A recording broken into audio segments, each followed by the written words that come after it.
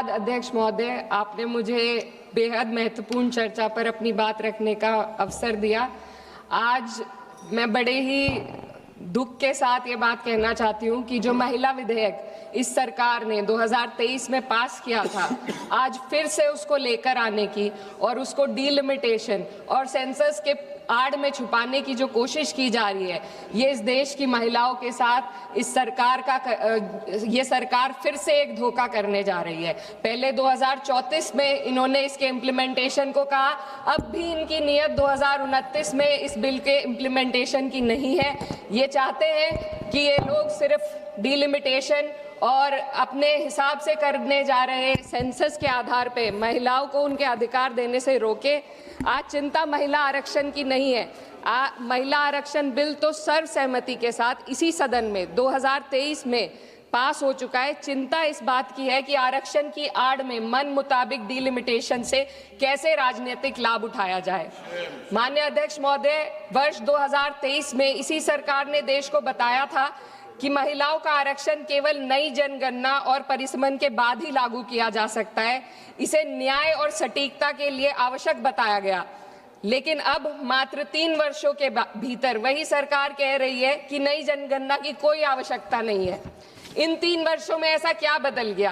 क्या संविधान बदल गया या सरकार की प्राथमिकताएं बदल गई? ये अचानक आई तत्परता महिलाओं के लिए नहीं है, बल्कि चुनावी लाभ के लिए है।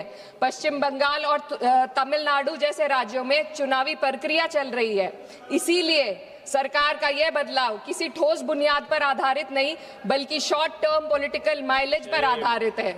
पहले कहा गया कि अपडेटेड आंकड़ों के बिना प्रतिनिधित्व अन्यायपूर्ण होगा, और आज उसी सिद्धांत को नजरअंदाज किया जा रहा है। ये और कुछ नहीं, सिर्फ और सिर्फ पॉलिटिकल अपॉर्चुनिज्म है। माननीय अध्यक्ष महोदय, इस विधेयक की सबसे बड़ी खामी यह है कि सरकार जानबूझकर पुराने आंकड़ों का उपयोग करना चाह रही है। जनगणना 2021 में होनी थी, लेकिन सरकार उसे कराने में विफल रही और अब उस गलती को सुधारने की बजाय देश के प्रतिनिधित्व को 2011 के आंकड़ों पर चलाना चाहती है, जो 2029 में 18 वर्ष पुराने हो जाएंगे। ये विधेयक आज के भारत को कल के आंकड़ों में ढालने की कोशिश है। जब नीति लोगों को उनके वर्तमान स्वरूप में देखना बंद कर देती है और उन्हें पुराने समय के आधार पर आंकती है, तो वे केवल असत्य ही नहीं बल्कि अन्यायपूर्ण भी हो जाती है। माननीय अध्यक्ष महोदय, हमारा संविधान एक स्पष्ट ढांचा प्रदान करता है। आर्टिकल 82 ये सुनिश्चित करता है कि परिसीमन जनगणना के बाद हो, और आर्टिकल 81 और 170 ये सुनिश्चित करते हैं कि प्रतिनिधित्व जनसंख्या के आधार पर हो, ताकि हर वोट का सामान्य मूल्य रहे। लेकिन ये बिल सीधे एक व्यक्ति एक वोट के सिद्धांत को प्रभावित करता है। माननीय अध्यक्ष महोदय, स्थिति और चिंताजनक हो जाती है जब हम परिसीमन आयोग को दी जा रही शक्तियों का आकलन करते हैं। यह आयोग सीटों के आवंटन और निर्वाचन क्षेत्रों की सीमाएं दोनों का निर्णय करेगा, और सबसे महत्वपूर्ण बात यह है कि इस निर्णय को किसी भी न्यायालय में हम चुनौती नहीं दी जा सकती। इससे ऐसी स्थिति उत्पन्न होती है जहां सत्ता पक्ष पूरे देश के पॉलिटिकल मैप को अपने लाभ के लिए बदल सकती है, वे भी बिना किसी न्यायिक निगरानी के। इस शक्ति के दायरे को समझने की जरूरत है। आज सीमाएं तय करेंगी कि कौन किसका प्रतिनिधित्व करेगा, किस समुदाय की आवाज सुनी जाएगी और किसकी नहीं। महोदय, डेमोक्रेसी में पावर के साथ साथ चेक और बैलेंसेस होना बेहद जरूरी है। सरकार एक ऐसी संरचना बनाना जा रही है जहां पावर केंद्रित हो और जवाबदेही अनुपस्थित हो, और जब इतनी व्यापक शक्तियां बिना किसी निगरानी के दी जाती है तो ये केवल एक तकनीकी चिंता नहीं रहती, ये प्रतिनिधित्व की निष्पक्षता को प्रभावित करती है। माननीय अध्यक्ष महोदय, ये विधेयक लोकसभा की सदस्य संख्या को 50% बढ़ाने की बात करता है, लेकिन इतनी बड़ी वृद्धि संसदीय कार्य प्रणाली में किसी सुधार के इस सदन की प्रभावशालीता को कम कर सकती है। एक सदस्य के बोलने का समय घटेगा, समितियों के संचालन को कठिन हो जाएगा, और छोटे दलों के लिए अपनी बात रखना और चुनौतीपूर्ण होगा। मेरी मांग है कि सरकार संसदीय सत्रों के नंबरों को भी बढ़ाने का पहले गारंटी दे।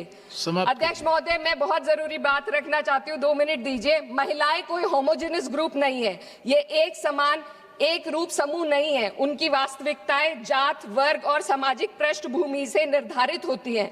फिर भी यह विधेयक इस वास्तविकता को नजरअंदाज करता है और पीड़ित समुदाय, विशेषकर ओबीसी महिलाओं को पूरी तरह बाहर कर देता है, जो इस देश की बहुत बड़ी आबादी है। ये इस विधेयक की संरचना में एक गंभीर कमी है। सोचिए एक ऐसी युवा महिला, सर 2 मिनट्स, जो पिछड़े वर्ग या अल्पसंख्यक परिवार से आती है, जो अपने घर में पहली बार पढ़ाई कर रही है, पहली बार घर से बाहर निकलकर सार्वजनिक जीवन का सपना देख रही है। उसके पास ना संसाधन है, ना नेटवर्क है, ना राजनीतिक समाधान है। बिना उपकोटे के वह इस व्यवस्था में कैसे पार्टिसिपेट करेगी जहां पहले से ही असमानताएं मौजूद है। ओबीसी उपकोटे के बिना इस आरक्षण का लाभ पहले से ही सुविधा संपन्न वर्ग तक ही सीमित रहेगा।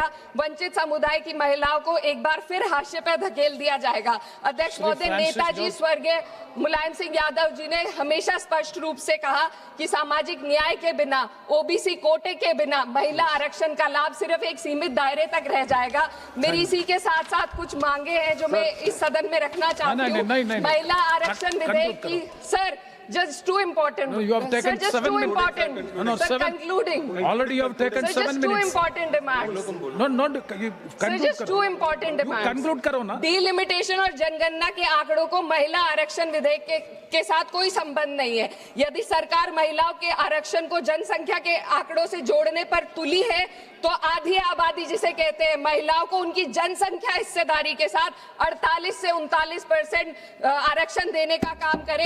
महिला विधेयक को डिलिमिटेशन और सेंसस से डीलिंक करके 29 में लागू किया जाए। ओबीसी महिलाओं को आरक्षण दिया जाए। देश की रिलीजियस माइनॉरिटीज की महिलाओं को भी एक कोटा इसमें दिया जाना चाहिए और गरीब वर्ग की महिलाओं के लिए राज्य द्वारा चुनावी खर्च का प्रबंध किया जाए। Thank you sir. I